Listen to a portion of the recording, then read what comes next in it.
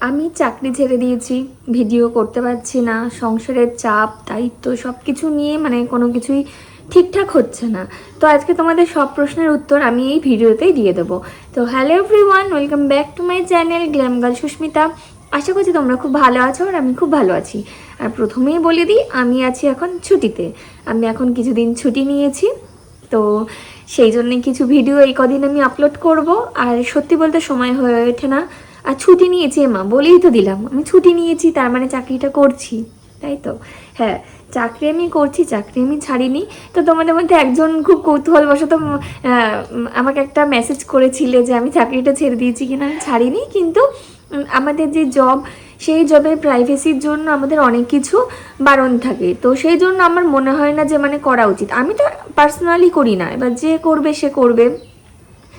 আর জানো তো যে মানুষের শত্রু তো অনেক বেশি থাকে, তো সেই কারণে আমার দরকার নেই। আমি তো ওইভাবে তোমাদের কাছে ফেমাস হইনি, বা আমি আগে থাকতে আমার ইউটিউব চ্যানেলটা আগে থাকতেই আমার সাবস্ক্রাইব অনেক বেশি ছিল। সেটা ছিল আমার নিজস্ব নর্মাল ভিডিওর জন্য, নর্মাল শর্টসের জন্য। তখন আমি কিন্তু এই পুলিশ রিলেটেড আমি কোনো ভিডিও বানাতাম না, কিছুই করতাম না। আর আমি যেদিন থেকে জানি মানে আমাকে বলা হয়েছে যে বানাতে না, তো আমি বানাই না, দরকার নেই। তো এটাই হচ্ছে কথা, যে প্রাইভেসির জন্য অনেক কিছু বারণ থাকে। তোমরা সবাই তো জানো ইউনিফর্ম পরে ভিডিও করতে নেই, তো সেটা আমি আগাগোড়াই করি না। আর পড়াশোনা, এবার আমি চ্যানেলটাকে সত্যি বলতে আমি নর্মাল ভ্লগিংয়ের জন্য মানে ভ্লগিংয়ের দিকে চ্যানেলটাকে নিয়ে যাচ্ছি। আমি জানি যে আমার এই সাবস্ক্রাইবারের মধ্যে প্রচুর আছে যারা কিনা অ্যাসপিরেন্ট। অবশ্যই আমি তাদের জন্য ভিডিও বানাবো, কিন্তু সত্যি বলতে সময় হয়ে ওঠে না। সেই জন্য আমি যেটুকু পারি নর্মাল ডেইলি ভ্লগিং বা আশেপাশের রিলেটেড কিছু জিনিসপত্র, সেগুলো আমি আমার ভিডিওতে শেয়ার করি। তো এই হচ্ছে আসল কথা।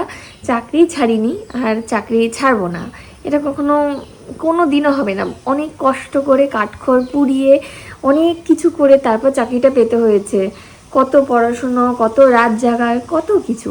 তো এত সহজে কেন আমি ছেড়ে দেবো? আর বাচ্চা দেখো, 1 বছর যেমন ঠিক মানুষ মানে করেছি, আরও আগামী 10 বছর, 15 বছর, 20 বছর ঠিক মানুষ হয়ে যাবে। তো এটা মনে হয় না যে কোনো রকম কোনো অসুবিধা হবে। আর ভগবান যদি চায় তো সব কিছুই খুব স্মুথলিভাবেই হয়ে যাবে আশা করছি। তো এটাই ছিল আজকে ছোট্ট ভিডিও। চাকরি ছাড়িনি, ছাড়বো না, কখনো না। আর আমি বলবো যে তোমরাও যারা অ্যাসপিরেন্ট আছো অবশ্যই লেগে থাকো।